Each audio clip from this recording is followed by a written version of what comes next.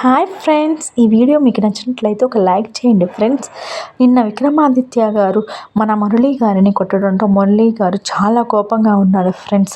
వీళ్ళ మీద ఎలా అయినా రివెంజ్ అని తీర్చుకోవాలి, వీళ్ళు నన్ను కొట్టారు, అందువలన నేను వీళ్ళపై రివెంజ్ తీసుకొని ఇన్నాళ్ళు దాచి ఉంచిన దాన్ని నేను బయటకు తీసి ఇప్పుడు వాళ్ళపైన పగ తీర్చుకుంటాను అని మురళి గారు అనుకుంటూ ఉంటారు ఫ్రెండ్స్. ఇదే విషయాన్ని మేనేజర్ గారితో చర్చిస్తూ ఉంటారు.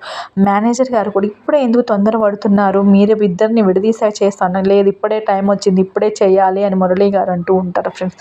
ఇక అరవింద గారు మరియు పద్మావతి గారు అన్ని డిసెస్ చేసేసి విక్రమాదిత్య గారి కోసం ఎదురు చూస్తూ ఉంటారు లంచ్ కోసం. విక్రమాదిత్య గారు మన పద్మావతి గారు హ్యాపీగా అన్నం వడ్డేసి తినబోయేసరికి పోలీసులు వచ్చేసి విక్రమాదిత్య గారిని అరెస్ట్ చేస్తారు ఫ్రెండ్స్. దాంతో ఇల్లంతా దిగ్భ్రాంతి అవుతుంది. కుటుంబ సభ్యులందరూ ఆందోళనకు గురవుతారు.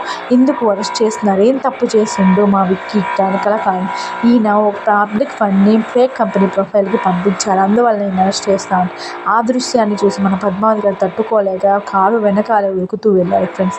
కొంత దూరం వెళ్ళాక విక్రమాదిత్య కారు అప్పుడు పోలీసులు కారు ఆపారు ఫ్రెండ్స్. వెంటనే విక్రమాదిత్య గారిని పద్మావతి హక్ చేసుకుని నన్ను వెళ్ళొద్దు సార్, నన్ను కూడా తీసుకుపోండి అని ఏడుస్తూ ఉంటుంది ఫ్రెండ్స్. కానీ అదేమి పట్టించుకోక పోలీసులు విక్రమాదిత్య గారిని తీసుకెళ్ళి పోలీస్ స్టేషన్లో వేస్తారు ఫ్రెండ్స్. విక్రమాదిత్య గారు నేను మా లాయర్తో మాట్లాడుతాను అన్నా కానీ పట్టించుకోండి, మీరు కోర్టులోనే మాట్లాడండి, ఇప్పుడేం మాట్లాడడానికి లేదు అని జైల్లో వేసేస్తారు ఫ్రెండ్స్. అక్కడ ఉన్న కానిస్టేబుల్ మీరు మంచివారు సార్, మీకు అంతా మంచిది, మీరేం భయపడకండి అని చెప్తూ ఉంటారు ఫ్రెండ్స్. ఇంట్లో సభ్యులందరూ పై ఆఫీసర్స్కి ఫోన్ చేసి విక్రమాదిత్య గారిని విడిపించడానికి చూస్తూ ఉంటారు ఫ్రెండ్స్. మన కుచల గారు అయితే పద్మావతి గారిని తిడుతూ ఉంటారు ఫ్రెండ్స్. Bye bye.